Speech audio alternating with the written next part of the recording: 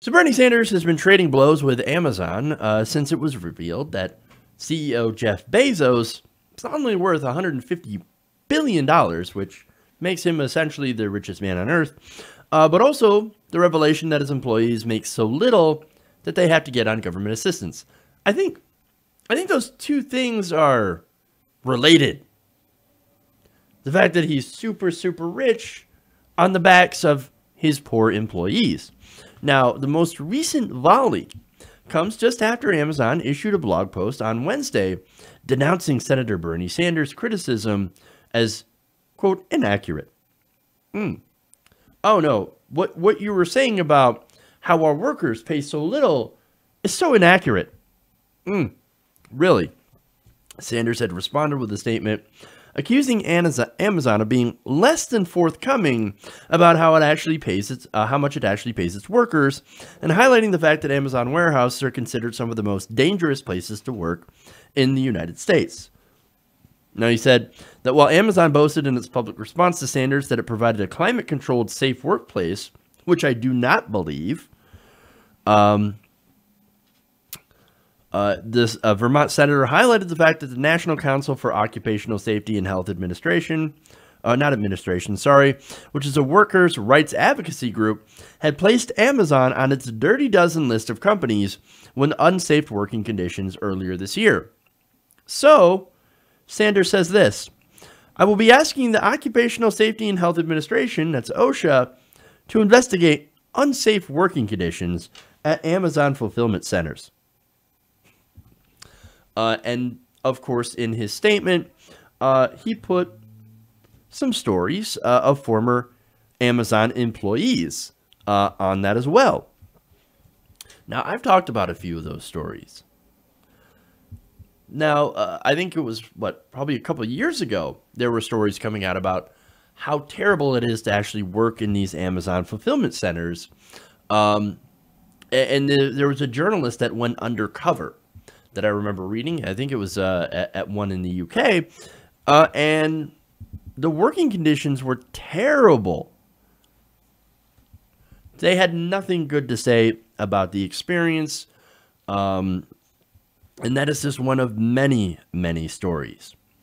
One of them, from an anonymous former Amazon employee from Texas, said Amazon's fulfillment centers are not designed with human beings in mind.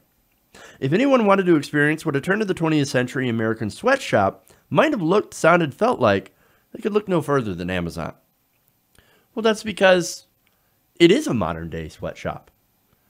They didn't exist. They didn't disappear. They still exist.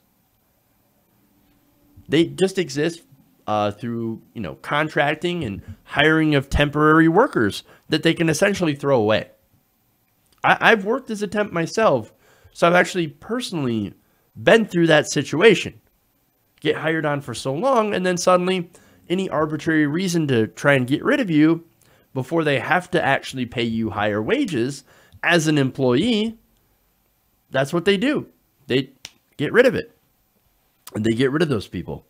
Now, what's interesting about this is that after Bernie Sanders started criticizing Amazon, here you had a bunch of Twitter accounts immediately materializing to defend the company.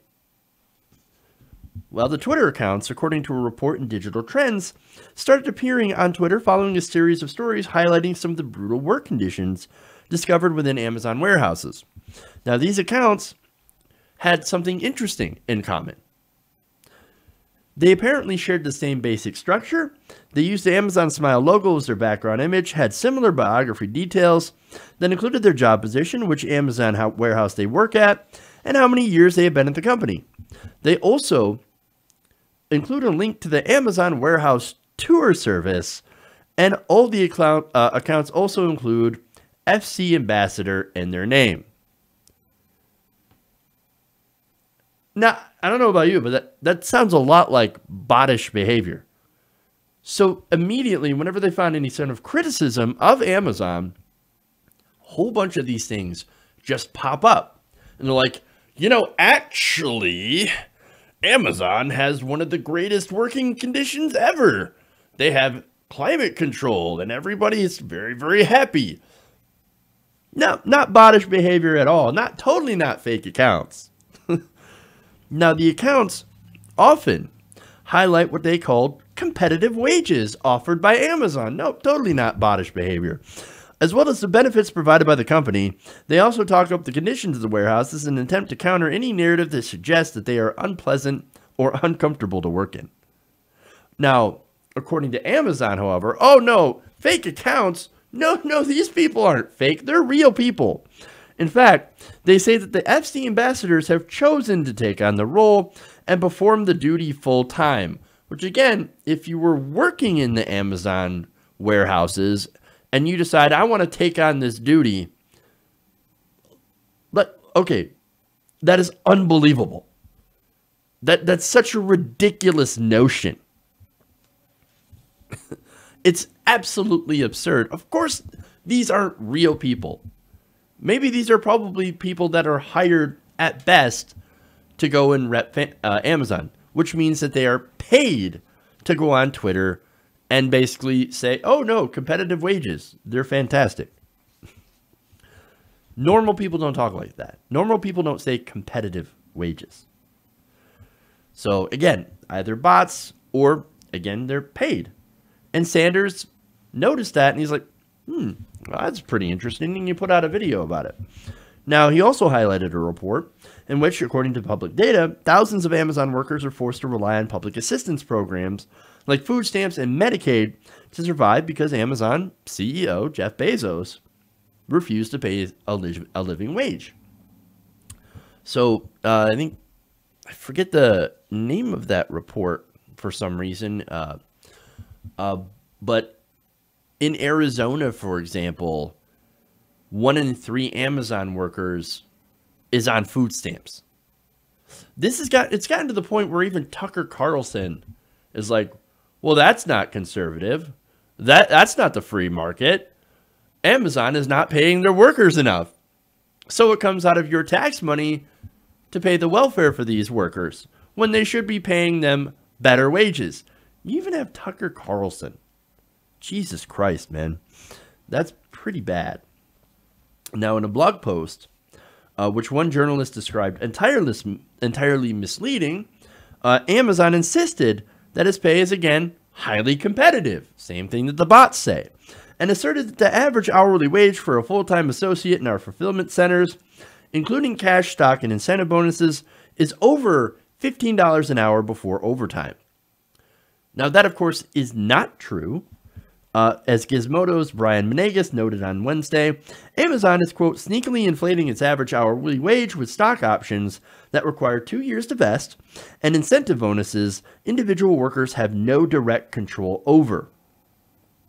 He also says that compared to its warehousing competitors, Amazon is the same or worse in terms of pay, with hard caps on raises and far more punishing in terms of the productivity it extracts from its workers. Now, that is cited from an analysis earlier this year. And finally, in his statement, Sanders had said, Amazon's median employee pay is only about $28,446. That's 9% less than the industry average and well below what constitutes a living wage in the United States. Quote, further, we believe that many of Amazon's workers are employed by temporary staffing agencies and contractors and make even less than the median Amazon employee. Unfortunately, this is all the information we have because Amazon refuses to make public complete information about the wages and benefits provided by the contractors it uses to run fulfillment centers across the country. So, look, as I said before, that is one way, contracting and going through temp agencies, that they can avoid paying higher wages. So they can go out there and say all day, oh no, Amazon employees get paid $15 an hour. And actually they end up getting more with all the different stock options and great benefits. But when the majority of your workforce, and they won't release the numbers, is not Amazon employees, but just temporary workers, well, that's a way to skirt right by and save Jeff Bezos billions. That's how he can get away with paying his workers not enough to survive. Sanders concluded, by the way, that he still plans to introduce legislation that would force Amazon, and I love this bill, I covered this on the show before, and that would force Amazon and other major corporations off welfare by imposing a 100% tax on the public assistance their low-paid workers receive. So if somebody working at Amazon has to have $300 in food stamps, well, then Amazon is taxed $300 for those food stamps. That extra cost should not be borne by the taxpayer. That extra cost, there is no reason that Amazon, Bezos, the richest man alive, cannot pay his employees a living wage, cannot share the wealth that is generated by those workers with those workers. And he says finally on this, on September 5th, we're going to introduce legislation to end the absurdity of middle-class taxpayers having to subsidize large profitable corporations, many of which are owned by billionaires. The American taxpayer should not be subsidizing the richest people in history so they can underpay their employees. That's why I love this, man. That's also why I love Bernie Sanders, or why a lot of people love Bernie Sanders. Here he is fighting and saying, you know what? Amazon should pay a living wage. This is while the rest of the Democrats had just recently made a deal with Mitch McConnell in order to pass through a lot of Donald Trump's judicial nominees. Also, they can go home early.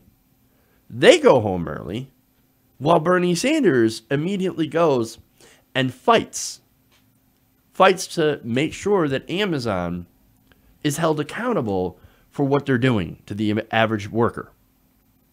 Hey everybody, thanks for watching this video. If you want to see more like this, please hit the subscribe button below. And if you want to support truly independent progressive media, please consider becoming a patron at patreon.com/TYTNation.